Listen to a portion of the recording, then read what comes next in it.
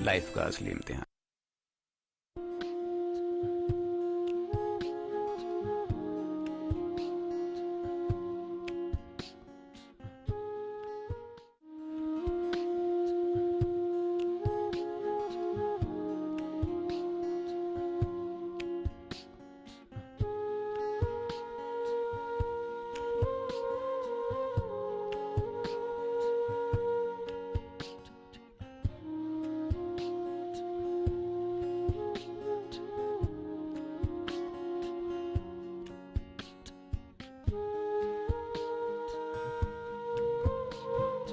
नमस्कार किसान भाइयों और बहनों, सरसों अनुसंधान निदेशालय सेवर भरतपुर के सहयोग से हम आपके लिए सरसों की फसल में अत्यधिक लाभ लेने के लिए किन किन कार्यों की आवश्यकता होती है, इस पर विस्तारित श्रृंखला लेकर आए हैं। पिछली कड़ी में हमने सरसों की बुवाई के विषय में जाना।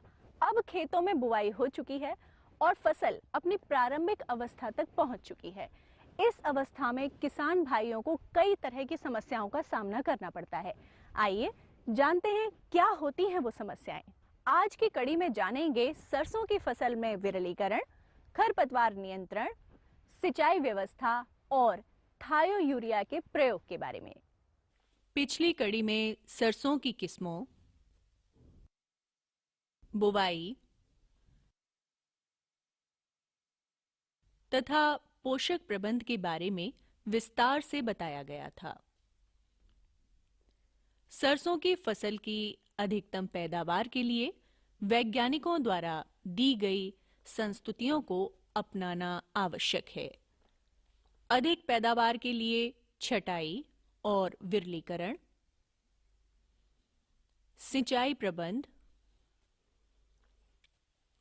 पोषक प्रबंध, खरपतवार नियंत्रण तथा प्रतिकूल मौसम से फसल का बचाव करना इस समय ध्यान देने योग्य बातें हैं, जिनका पालन हमें करना चाहिए। किसान भाइयों, अभी हमारी जो ये रबी की प्रमुख तिलहनी फसल है राई सरसों, वो खेत में है आपके। और बुआई के हिसाब से देखें तो कहीं कहीं जो है ना वो पहली सिंचाई आपने कर दी है, लगभग 40-45 दिन के आसपास जो सिंचाई की जाती है। तो और अभी जो वीट की स्थिति है खेत में, उसको आपने अवश्य ध्यान रखा होगा, क्योंकि ये जो वीडिंग का हम लोग रिकमेंडेशन करते हैं, तो बुआई के करीब करीब 20 दिन 25 दिन बाद एक बार वीडिंग करें और एक बार 45 दिन के आसपास वीडिंग की बात करते हैं। और जो नत्रजन की आधी मात्रा आपने बचाई होगी उस समय बुआई के समय, उसका इस्तेमाल भी कर लिया होगा आपने। और आगे आने वाला जो समय है, अभी जिस तरह से मौसम में जो टेम्परेचर है, जो तापमान चल रहा है, और जिस तरह से अभी उत्तर भारत में अभी आगे आने वाले कुछ दिनों में शायद संभवतः कोहरे का प्रकोप बढ़ेगा, तो ऐसे में आप फसल पर विशेष रूप से ध्यान रखें। इस समय जो बीमारी आती है आपकी सफ़ेद रतुआ, वाइट रस्ट, वो बीमारी आ सकती है, तो उसका जरूर ध्यान रखें। इसमें पत्तियों की निचली सतह पर सफ़ेद फफोले बन जाते हैं और ऊपर की सतह पर कुछ पीले रंग के का धब्बा दिखाई देता है। तो ऐसी स्थिति में आप अगर ज़्यादा इसका संक्रमण होता है फसल में, तो आप दवाई का छिड़काव करें, जो कवकनाशी है। आप रिडोमिल एमजेड का छिड़काव कर सकते हैं, मेटालेक्सिल का कर सकते हैं, या मैंकोजेब का छिड़काव कर सकते हैं। तो इसका छिड़काव करें। इसके बाद अभी पीछे कहीं कहीं ये भी देखने में आया है, हालांकि बहुत अभी अर्ली स्टेज है, लेकिन चूंकि तापमान ज़्यादा था तो कहीं कहीं अभी माहो का प्रकोप, जिसको एफिड आप कहते हैं, इक्के दुक्के, क्योंकि ये लेंटिल की फसल में था, उससे जो है ना कहीं कहीं ये आ रहा है इसमें आपके सरसों की फसल में। तो उसका भी आप विशेष ध्यान रखें, क्योंकि ये एफिड की जो इंसेक्ट है, ये जो कीट है, ये सबसे पहले खेत के बाहरी हिस्से में आता है। तो अगर आप शुरू में उसको टहनियों को तोड़ के खेत में दबा देंगे ज़मीन के अंदर, तो ये संक्रमण, उसका जो फैलाव है ये कीट का, वो रुक जाएगा। और अन्यथा जो है ना आप इंसेक्टिसाइड का भी छिड़काव कर सकते हैं, खास करके बाहरी जो एरिया है इसमें आपके खेत में, तो उसमें ऑक्सीडिमेटान का छिड़काव कर लें आप 25 EC का। और या फिर आप एंडोसल्फान का भी छिड़काव कर सकते हैं, या फिर आप कृषि विभाग का कोई भी अधिकारी हो, या फिर आपके निकटवर्ती जो भी कृषि विज्ञान केंद्र हैं, उनके वैज्ञानिक से संपर्क करके और उसका निदान और उपचार करें। और अभी जो स्थिति आपके पूरे देश में हम देख रहे हैं राई सरसों की, तो काफ़ी अच्छी स्थिति में फसल है। और आगे जो भी आने वाले दिन है उसमें संभवतः जो मौसम है वो आपका साथ देगा और अच्छी फसल लेंगे। अभी मैं यहाँ खड़ा हूँ, ये हमारा टेक्नोलॉजी पार्क है और यहाँ हमारे पास दूर दूर से किसान जो अलग अलग राज्यों से आते हैं, तो हमने ये कोशिश किया हुआ कि यहाँ पे जो राई सरसों की विभिन्न प्रजातियाँ हैं, क्योंकि उनका एक प्रदर्शन का हमने लगा रखा है पूरे क्षेत्र में, और अलग अलग जो प्रजातियां हैं उनको हम दिखाने का प्रयास करते हैं किसानों को, ताकि वो देख सकें कि किस प्रजाति के क्या लक्षण है, क्या गुण है और किस तरह की इसकी उत्पादन क्षमता है, कैसी फलियां बनती हैं, ताकि वो आगे इससे एक उनके दिमाग में बैठे कि हम किस तरह से कौन सी प्रजाति का उत्पादन लें। तो ये टेक्नोलॉजी पार्क हमारा सरसों अनुसंधान निदेशालय का है। ये प्रतिवर्ष हम लोग लगाते हैं और इसको हम किसानों को ही दिखाने के लिए लगाते हैं।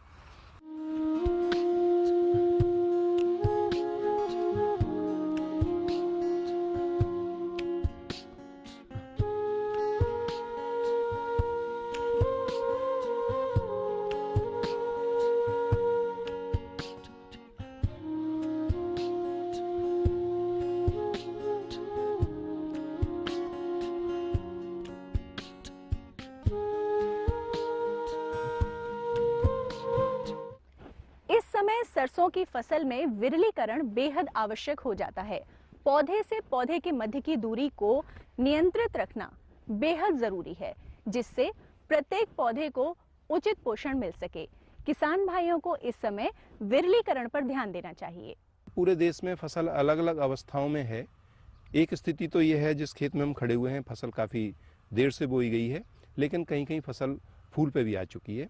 तो हर स्थिति के लिए अलग अलग संस्तुतियाँ होती हैं, लेकिन अब हम ये जानना चाहेंगे वैज्ञानिकों से कि अधिकतम पैदावार लेने के लिए कितने पौधे इकाई क्षेत्रफल यानी कि एकड़ में या हेक्टेयर में होने चाहिए, लाइन से लाइन की दूरी को हम कितना मेंटेन करें जिससे कि फलत अच्छी हो। किसी भी फसल की फलत अच्छी होती है तभी पैदावार हमको ठीक से मिलती है। हमारे साथ में डॉक्टर रामलाल चौधरी जी हैं। डॉक्टर साहब, पौधों की संख्या किसी भी पैदावार के लिए, फसल की पैदावार के लिए जरूरी होती है। जी। तो आप हमको ये बताइए कि आप जिस कैफेटेरिया में लेकर के हमको आए हैं, आपका उद्देश्य क्या है और किसान भाइयों को किस बिंदु पर आप सबसे ज्यादा समझाना चाहेंगे? जी सत्यवर जी, आपने सही कहा कि किसी भी फसल की उचित पैदावार या अधिकतम पैदावार लेने के लिए आपको खेत में सबसे पहले तो पौधों की संख्या का सही होना जरूरी है। उनका अनुपात सही होना चाहिए जी। न ज्यादा होनी चाहिए और न ही कम होनी चाहिए, तभी हमको पैदावार ज्यादा मिलेगी, तभी हमको अच्छी पैदावार प्राप्त की जा सकती है।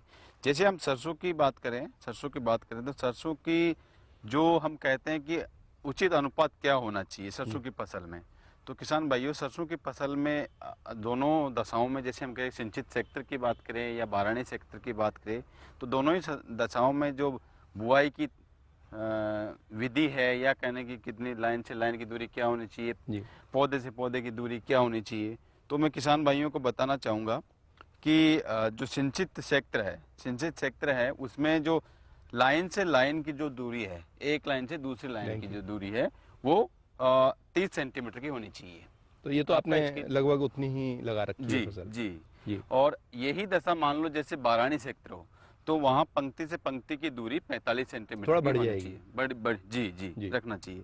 और ऐसे हम देखते हैं तो एक जो वर्ग मीटर एरिया होता है, एक वर्ग मीटर एरिया में सिंचित अवस्था में जो पौधों की संख्या है वो 33 होनी चाहिए सरसों के लिए। अच्छा। और यही जब दशा मान लो बारानी है तो बारानी क्षेत्र में प्रति वर्ग मीटर में आपके 15 पौधे होने चाहिए, इससे ज्यादा, यानी कि बारानी में आधे से जो सिंचित अवस्था है उससे आधे से भी कम। जी लगभग हाँ आधा होना चाहिए। मान लीजिए जैसे 33 पौधे हैं तो इसमें 15 पौधे, हाँ इस प्रकार रखनी चाहिए। और दूसरी चीज जैसे हमने बात कर ली, मान लो कि अब लाइन से लाइन की दूरी बात की, अब ये भी है कि पौधे से पौधे की दूरी भी कितनी होनी चाहिए। जैसे हम बात करें कि एक पौधा और दूसरा पौधा, इसके बीच में कितनी दूरी होनी चाहिए।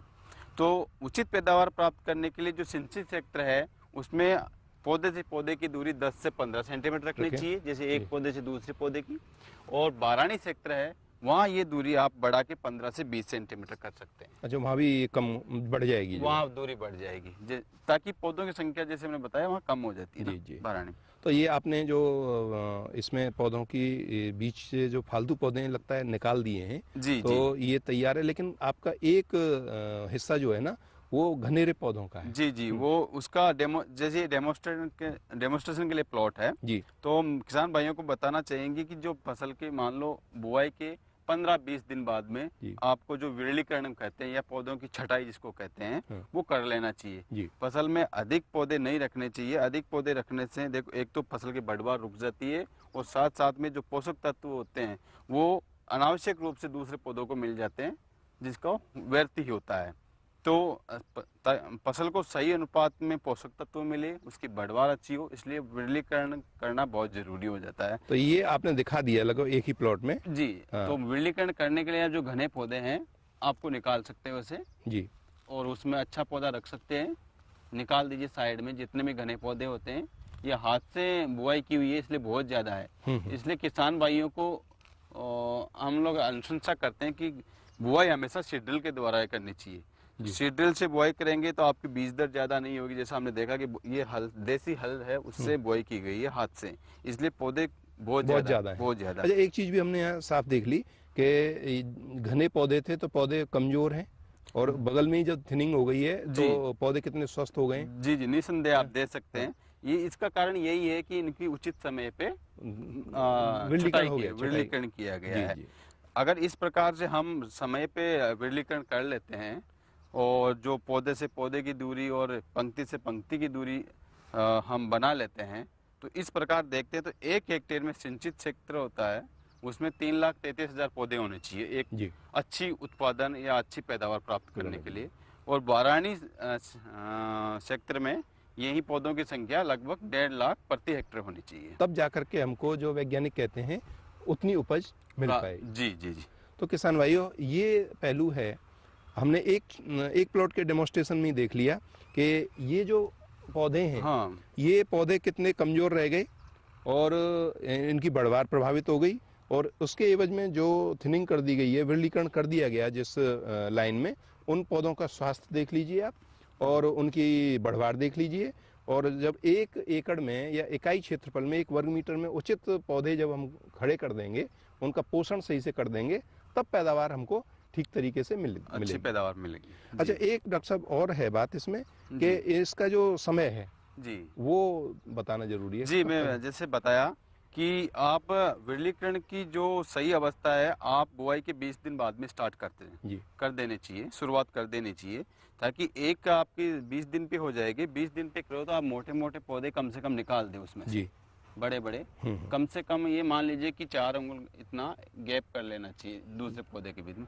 फिर जब आप निराई गुड़ाई करेंगे जो लगभग 30 दिन के बाद में या पहली सिंचाई के बाद में भी कर सकते हैं, 30 दिन की अवस्था हो जाती है तब आप उसमें उचित दूरी बना के रख लेनी चाहिए ताकि तो इन बातों का विरलीकरण में ध्यान रखना जरूरी है। क्या ध्यान रखना जरूरी है? उचित समय पे अनावश्यक जो पौधे हैं उनको निकाल दिया जाए। इसके साथ साथ में पौधे से पौधे की दूरी और लाइन से लाइन की जो दूरी है उसको अच्छे से मेंटेन करना चाहिए, तभी हमको उचित पौधे मिलेंगे, स्वस्थ पौधे मिलेंगे और वही स्वस्थ पौधे अच्छी पैदावार हमको दे पाएंगे। डॉक्टर चौधरी साहब ने हमको विस्तार से बताया किस तरीके से इस काम को करना है। वैज्ञानिकों की जो अनुशंसाएं हैं वो बुलेट पॉइंट इन्फॉर्मेशन की आज की ज़रूरत है किसान भाइयों को, क्योंकि जो सरसों अनुसंधान निदेशालय पूरे देश में सरसों की खेती के बारे में अनुसंधान करता है या कोऑर्डिनेटेड प्रोजेक्ट लगाता है, वो अलग अलग क्षेत्र के लिए अलग अलग सिफारिशें होती हैं, लेकिन मूलभूत ज़रूरतें हर फसल के लिए एक जैसी होती हैं। सरसों में छटाई का और विरलीकरण का विशेष महत्व है, इसको हमको फसल की शुरुआती अवस्था में ही ध्यान में रखना होगा। जी निश्चित।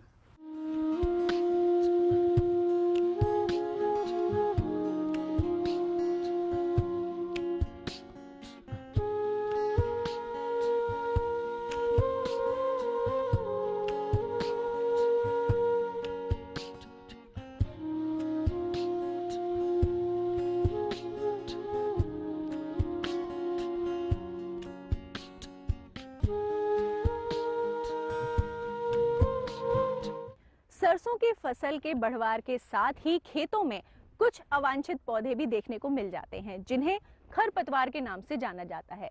खरपतवार को खेतों से साफ करना बेहद आवश्यक होता है। ये फसल के लिए नुकसानदायक होते हैं।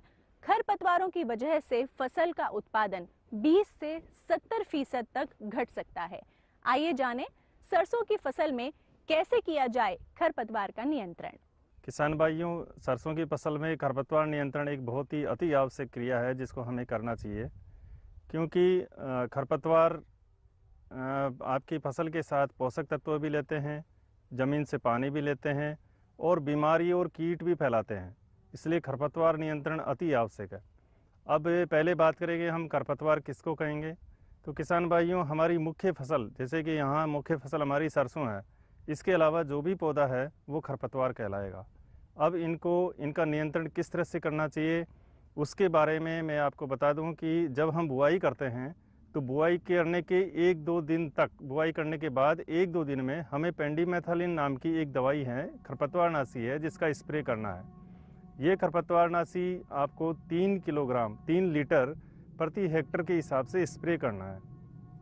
और ये आपको ध्यान रखना है कि सिर्फ 1 और 2 दिन के अंदर ही आपको इसका स्प्रे करना है बुआई के बाद। पेंडिमेथालिन स्प्रे करने से बुआई के साथ जो खरपतवार उगते हैं ये उनको मार देती है। तो अब आपको जब आपकी फसल 25 से 30 दिन की हो जाती है तब कुछ खरपतवार फिर वापस उग के आप देख सकते हैं कि इस तरह से 25 से 30 दिन की बुआई के ऊपर ये खरपतवार वापस उग जाते हैं। जो बीज बच जाता है या जो पौधा मरता नहीं है वो 25 से 30 दिन पर इस तरह से आ जाता है। अब इस अवस्था में आपको एक निराई गुड़ाई की आवश्यकता होती है, और अगर आप निराई गुड़ाई कर देते हैं तो ये खरपतवार मर जाएंगे। निराई गुड़ाई करने के लिए अभी बहुत सारे हाथ से संचालित यंत्र आ गए हैं, जिसको हैंड हो या हस्त चालित हो भी कहते हैं। तो आप उनका प्रयोग करके या खुरपी से आप अच्छी तरह से और आसानी से खरपतवार नियंत्रण कर सकते हैं। ध्यान रखें कि ये 25 से 30 दिन पर आप करें, और उसके बाद ये करीब करीब नष्ट हो जाते हैं। और उसके बाद आपको पानी देने की अवस्था आ जाती है, तो पानी देने के बाद फसल की बढ़वार अच्छी हो जाती है। उसके बाद अगर कोई पौधा उगता भी है, कोई खरपतवार उगता भी है, तो वो इतना नुकसान नहीं पहुंचाता। अब हम बात करें कि सरसों में कौन कौन से खरपतवार होते हैं, तो मुख्य रूप से इस मौसम में यानी कि रबी के मौसम में खरतवा, बथुआ, प्याजी, सेंजी ये मुख्य खरपतवार हैं जो सरसों की फसल में उगते हैं और काफ़ी नुकसान पहुंचाते हैं। इनके अलावा एक परजीवी खरपतवार भी है जिसको हम ओरोबैंकी कहते हैं, ये भी काफ़ी नुकसान पहुंचा रहा है। और आजकल बहुत बड़े क्षेत्र में, मुख्य रूप से जहां बलुई मिट्टी है, जैसे राजस्थान का बहुत सारा एरिया है जहां पर ओरोबैंकी की समस्या है, तो इस खरपतवार को भी नियंत्रण करना अति आवश्यक है। और इसके लिए आप इसके पौधों को उखाड़ के फेंक सकते हैं। इसके लिए आप सिंचाई बढ़ा सकते हैं, नाइट्रोजन की अधिक मात्रा प्रयोग कर सकते हैं।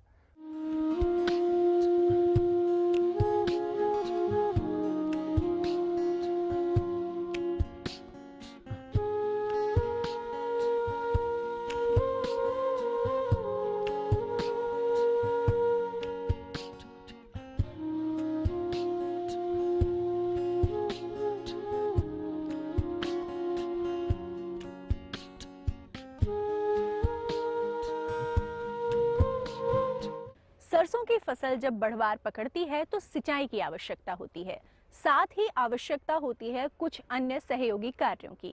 आइए जानते हैं इन कार्यों के विषय में। किसान भाइयों, थायो यूरिया का सरसों की फसल में प्रयोग बहुत लाभकारी है। इसलिए लाभकारी है क्योंकि सरसों की फसल कोहरा और पाला इन दो से बहुत जल्दी प्रभावित होती है, और थायो यूरिया इन दोनों ही विपरीत परिस्थितियों में काम करता है। सरसों की फसल को बचाता है, साथ साथ पैदावार को भी बढ़ाता है। हमारे साथ में सरसों अनुसंधान निदेशालय सेवर के वैज्ञानिक डॉक्टर रामलाल चौधरी जी हैं। डॉक्टर साहब, थायो यूरिया सरसों में संस्तुत किया जा रहा है और विशेष तौर पर राजस्थान में तो काफ़ी इसकी उपयोगिता भी किसान भाई अपने उसमें ले रहे हैं खेतों में। तो थायो यूरिया कंपोनेंट के बारे में बताइए, है क्या ये? जैसे मैं बताना चाहूँगा, थायो यूरिया एक तरह से पादप जैव नियामक है। जो को प्लांट ग्रोथ रेगुलेटर जिसको बोलते हैं, प्लांट ग्रोथ रेगुलेटर। अच्छा। प्लांट तो इसमें क्या होता है, ये सल्फाहाइड्रल ग्रुप होता है थायूरिया में, जो थाई हुआ, तो वो सल्फाहाइड्रल ग्रुप क्या करता है, ये जब इसका छिड़काव किया जाता है फसल पे जी, तो जो सल्फाहाइड्रल ग्रुप पौधों में क्या होता है, सुक्रोज ट्रांसपोर्ट की प्रोटीन होती है, तो ये उसकी सहायता करता है ताकि वो सुक्रोज ट्रांसपोर्ट प्रोटीन है सक्रिय हो जाते हैं उसमें पौधे में इसके छिड़काव से, और वो जो एक तरह से मान लीजिए भोजन, वो भोजन जो दाने होते हैं वहां तक पहुंचता है, वहां पहुंचाने में ये काम करता है। तो इसमें यूरिया शब्द जुड़ा हुआ है, इससे लगता है कि जैसे नाइट्रोजन देता है। जी जी, ये सही बात है। इसमें जैसे ये है कि इसमें 42% गंधक होती है, सल्फर, और 36% नाइट्रोजन होता है इसमें। अच्छा। तो जब हम इसका छिड़काव करते हैं, जो छिड़काव करने की प्रॉपर जो अवस्था है वो है, एक तो फ्लोरिंग के समय जैसे हम खड़े हैं, इस समय जैसे फसल खड़ी हुई है, ये उचित अवस्था है। अच्छा। पहला छिड़काव इस समय करना चाहिए, और दूसरा छिड़काव जब फली बने और उसमें दाने बनने लग जाए तो दाने बनते समय दूसरा छिड़काव करना चाहिए। छिड़काव करने के लिए इसके 0.1% घोल बना ले। उसके लिए आप किसान भाई 500 ग्राम थायूरिया 500 लीटर पानी में डाल के छिड़काव कर सकते हैं। अच्छा, 500 लीटर पानी में 500 ग्राम। तो ये कितने एरिया के लिए होगा? 1 हेक्टेयर एरिया के लिए सर। 2.5 एकड़ के लिए? 2.5 एकड़ जमीन। जी जी जी। अच्छा। तो उसके लिए ये, और जैसे आपने बताया ये सिद्ध हो चुका है कि ये थायूरिया पाले में भी फसल की सुरक्षा करता है, साथ साथ अगर माहू चेपा का आक्रमण होता है तो वहाँ भी ये उसके प्रभाव कम करता है। दूसरी ओर जो बारानी खेती होती है, तो बारानी खेती में भी ये जहाँ पानी की मतलब समस्या रहती है, पानी सिंचाई की उपलब्धता नहीं हो पाती है, तो उन परिस्थितियों में भी ये पैदावार जो घट जाती है उसको घटने से बचाता है। यानी कहें तो बारानी क्षेत्र में भी ये इसकी उपयोगिता सिद्ध हुई है, वहाँ ये फसल की पैदावार बढ़ाने में सहायक है। तो यानी पाला हुआ, कोहरा हुआ, फसल की पैदावार में बढ़ोतरी हुई जी। और इसके साथ साथ फसल को मजबूत बनाने में हर तरीके से एक तरह से ये भूमिका अदा करता है। इसका इस्तेमाल हमको कैसे करना होगा? अब इस्तेमाल करने के लिए जैसे मैंने बताया कि किसान भाई जो नैपसेक स्प्रेयर होते हैं या स्प्रेयर मशीन होती है जी, तो उसमें मैंने आप मात्रा बताई कि 500 ग्राम थायूरिया 500 लीटर पानी में डाल सकते हैं जी। 1 हेक्टेयर के लिए होगा। साथ में किसान भाई एक दवा आती है टीपोल, जिसको 1 लीटर पानी में 2 लीटर पानी में 1 ml इस हिसाब से डालें। इस हिसाब से जी, 2 लीटर पानी में 1 ml दवा डाल सकते हैं, उस हिसाब से इस दवा का प्रयोग किया जा सकता है। ये थायूरिया के पत्तियों से चिपक जाता है। अच्छा, ये एक तरह से टीपोल है, बह न जाए, पत्ती पे चिपक जाए, उसके लिए टीपोल डाल देते हैं। टीपोल डाल देते हैं 2 लीटर पानी में 1 ml। जी। अच्छा, इस हिसाब से इसे टीपोल डाल देंगे, किसान भाई डाल सकते हैं। और मैं जैसे बताना चाहूँगा साथ साथ आज का एक दूसरा, अगर मान लो किसान भाइयों को नहीं मिल पाता थायूरिया, तो दूसरा एक रसायन है जो सैलिसिक एसिड जिसको बोलते हैं। सैलिसिक एसिड जी। इसको भी किसान भाई इन्हीं अवस्थाओं पे 2 बार, जैसे फूल बनते समय और फली में दाना बनते समय छिड़काव कर सकते हैं। ये भी विशेषकर जहाँ पानी की कम उपलब्धता है उन परिस्थितियों में बहुत ही अच्छा रेस्पॉन्स थायूरिया में और इसमें अंतर क्या है डॉक्टर साहब? नहीं, थायूरिया विशेषकर जैसे पाले में भी रक्षा करता है, वो थोड़ा, और आपका जैसे चेपा हो गया उन परिस्थितियों में काम करता है। ये सैलिसिक एसिड जो विशेषकर जहाँ परिस्थितियाँ आपकी बारानी है उनमें ज़्यादा लाभकारी है, तो वहाँ पैदावार में गिरावट नहीं हो पानी की वजह से, उसके लिए उपयोगी सिद्ध हुआ है। डॉक्टर साहब, जो थायूरिया है और सैलिसिक एसिड है, तो दोनों का अंतर आपने बता दिया, इस्तेमाल इसका कैसे करेंगे? जी, जैसे हम थायूरिया के बारे में बताए कि थायूरिया आप तो एक तो जहाँ बारानी क्षेत्र है वहाँ कर सकते हैं, चेपा माहू का प्रकोप हो रहा है वहाँ कर सकते हैं, दूसरी ओर पाला पड़ने की जहाँ संभावना है उन परिस्थिति में छिड़काव कर सकते हैं। ऐसे ही एक रसायन और, ये भी जैव रसायन है, इसका सैलिसिक एसिड जो दूसरा मैं बता रहा हूँ सैलिसिक एसिड, इसका भी प्रयोग करने से ये विशेषकर बारानी परिस्थितियों में काम करता है जहाँ पानी की व्यवस्था नहीं हो पाती या सिंचाई की व्यवस्था नहीं है फसल को देने के लिए, तो उन परिस्थितियों में अगर सैलिसिक एसिड का छिड़काव किया जाता है तो पैदावार अच्छी आती है। तो ये जैसे थायूरिया में तो एक ये गुण था कि इसमें सल्फा हाइड्रल ग्रुप है, तो सल्फर भी है, नाइट्रोजन भी है, इसमें पूर्ति क्या होती है? ये एक मतलब सिर्फ एक रेगुलेटर का ही काम करता है या कुछ ये एक न्यूट्रिशनल भी है? जी ना रेगुलेटर का ही काम करता है ये। अच्छा। नियामक ये क्या होता है प्लांट में जब स्ट्रेस होता है, जैसे हम कहीं सूखे की बात करें तो वहाँ रिएक्टिव ऑक्सीजन स्पीसीज होती है एक तरह से, तो उनकी संख्या बढ़ने से पौधा मरने लगता है जी। तो ये नियामक जब हम काम में लेते हैं तो जो संख्या बन रही है रिएक्टिव ऑक्सीजन स्पीसीज की, उनकी संख्या को ये कम करता है। यानी कि कहना चाहिए कि स्ट्रेस कंडीशन में मरने से बचाता है। जी, इसका जी। भूमिका, इसके रोल जो है जी वो बचाने की, इसकी भूमिका बचाने की भी है, थायूरिया की, और पोषक तत्व पोषक तत्व भी देता प्रदान है करने साथ की में भी। जी। तो इसके इस्तेमाल के लिए किसान भाई जैसे 500 लीटर पानी में 100 ग्राम इसका सैलिसिलिक एसिड काम में ले सकते हैं और 2 छिड़काव, जैसे एक फूल बनते समय, दूसरी फली में दाना बनते समय छिड़काव करें।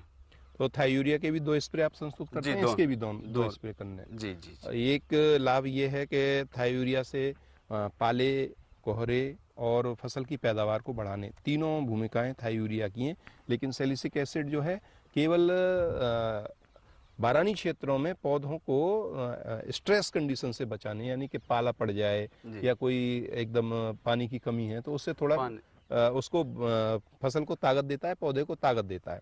दोनों ही ऐसे प्लांट ग्रोथ रेगुलेटर हैं जो सरसों की फसल में बेहद लाभकारी हैं और इसका इस्तेमाल करना चाहिए, क्योंकि थायूरिया से तो पैदावार में भी बढ़ोतरी देखी गई है डॉक्टर साहब। जी 15 से 25%। 15 से 25%। और विशेषकर जैसे बताते हैं, मतलब पाया गया है कि जो फली की जो ऊपरी पुष्पक्रम होता है उसकी ऊपरी होती है जी, वहाँ पे फलियां बनती नहीं है जी, या झड़ जाती है। लेकिन जब थायूरिया और सैलिसिलिक एसिड का प्रयोग करते हैं तो वहाँ फलियां बनती है और फली में दाने बनते हैं वहाँ तक, यानी पैदावार को एक तरह से बढ़ाती है इस तरह से ये जो प्रति अगर हम तना समझे तो फली की संख्या बढ़ जाती है, इसीलिए पैदावार में बढ़ोतरी हो जाती है। तो किसान भाई थायूरिया का इस्तेमाल करने के बारे में जरूर सोचें।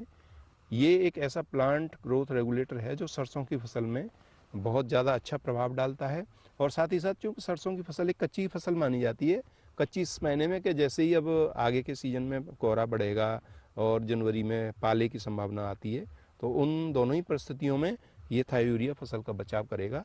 और इसका इस्तेमाल आप एक अवस्था अब है जब सरसों के फूल की अवस्था है, और एक जब दाना बनने लगे फलियों में, तब आपको करना चाहिए। डॉक्टर साहब, ये जानकारी जरूर लाभकारी होगी किसान भाइयों के लिए। आपको बहुत बहुत धन्यवाद। धन्यवाद। आज की कड़ी में हमने जाना सरसों की फसल में विरलीकरण, सिंचाई व्यवस्था, खरपतवार नियंत्रण और थायोयूरिया के प्रयोग के बारे में। अगली कड़ियों में लेंगे कुछ और महत्वपूर्ण विषयों पर जानकारी। तब तक के लिए स्वीकार कीजिए हमारा नमस्कार।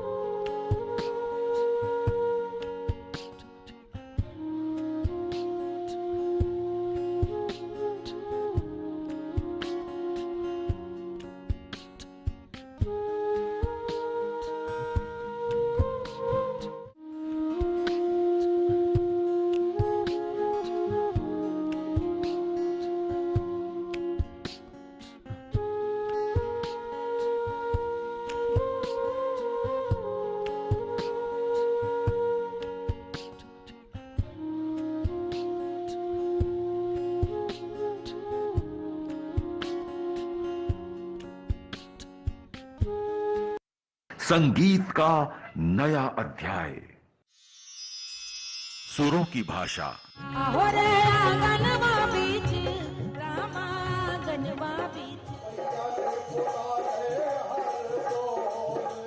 दिल किसी पे